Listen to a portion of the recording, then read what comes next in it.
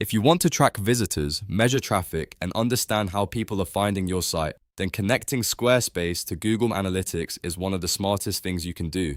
In this video, I'll show you exactly how to connect your Squarespace website to Google Analytics using your GA4 measurement ID step by step, so you can get accurate data on your website performance. And if you find this tutorial helpful, please hit like and subscribe for more simple website guides just like this. Alright, let's jump in.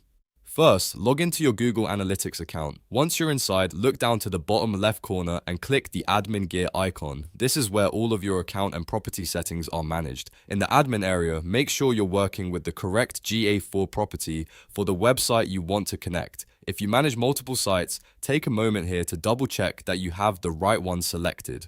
Next, under the data collection and modification section, click on data streams. This area contains the stream settings for the website you want Google Analytics to track. Now click on your website's data stream name. Once the stream opens, look toward the top right of the page and copy the measurement ID. This is very important because the measurement ID is what Squarespace uses to send your site data into Google Analytics. It always starts with G, so if you see that format, you're in the right place. Now that you've copied the measurement ID, switch over to your Squarespace account and open your website dashboard.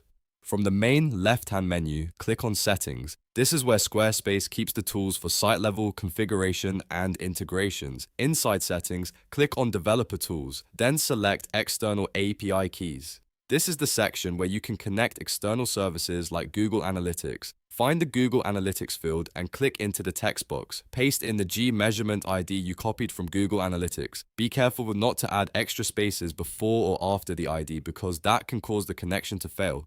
Once the measurement ID is in place, click Save in the top left corner to apply the changes. After saving, Squarespace will begin sending analytics data to your Google Analytics property.